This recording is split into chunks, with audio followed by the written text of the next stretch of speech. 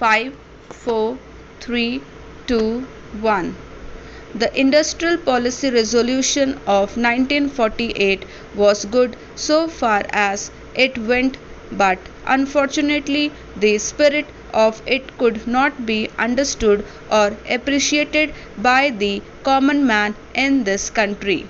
So a new orientation of this policy was given, and the Honorable Minister, after his return from China, publicly declared that the future policy of the country, or rather the future pattern of society, will be the socialist pattern.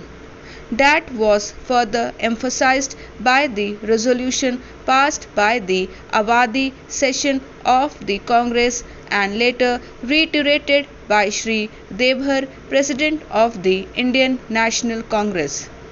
I am very glad to say that the spirit of it has been caught by the nation today.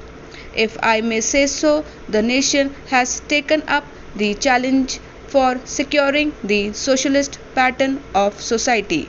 It behoves all sections, both inside this house as well as outside, without having mutual recriminations, to try and propagate in a sincere manner and establish the socialist pattern of society indicated by the statements of the great leaders of our country.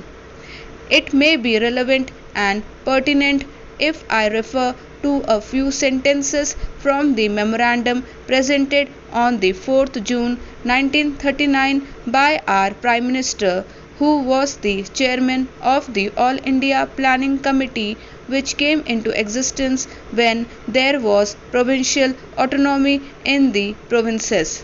On pages 39 and 40 of the report, he stated, "It is clear that the drawing up of a comprehensive national plan becomes clearly an academic exercise with no relation to reality unless the planning authority or those to whom it is responsible are in a position to give effect to the plan.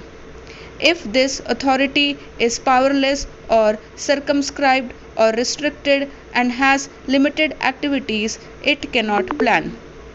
An essential prerequisite for planning is thus complete freedom and independence for the country and removal of all side control. This implies that the country possesses in itself full sovereign authority to take any measures, adopt any policies, and form to its governing authority in the interest of the country and its people. National independence is thus an indispensable preliminary for taking all the steps that might be found necessary for carrying out the 5-year plan in all its various aspects throughout the whole country. At the present moment, it is clear that not only have we in India no national independence, but we are hedged in and obstructed by numerous restrictions, limitations, safeguards, and reservations which block the path to planning and progress. Our plan for national development must therefore be drawn up for a free and independent India. Thanks to the sacrifices made by millions of our countrymen and countrywomen under the leadership of the father of the nation, Mahatma Gandhi, we have today secured complete sovereign political independence at a time when the nations of the world were engaged in the bitterness struggle using all the weapons of destruction. If, therefore, we have secured political independence during the period of a quarter of a century, it should not be difficult, especially when we are today masters in our own country, to secure a socialist pattern of society as has already been indicated. But it requires the assistance, the propaganda, the active work of all those who are interested in this.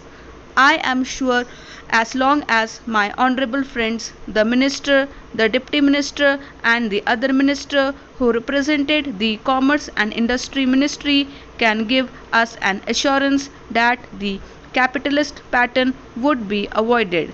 Some of us who believed in a cent-per-cent socialist democracy give an undertaking that certainly totalitarian policy will not be introduced in this country, because we have believed all along during the fight that we have given to the British government when we secured political independence that we shall try to maintain democracy undiluted and a socialist democracy at that.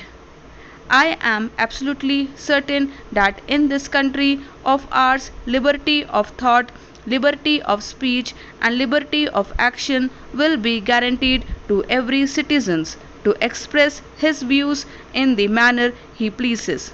I therefore assure my honourable friend that so long as we do not, in the garb of a socialist pattern, support a capitalist system, India will stand 100% for a socialist democracy. Now, luckily for us, the fundamental rights of the Constitution have declared that a citizen would be assured of many of the socialist amenities which will give reasonable comfort from the womb to the grave.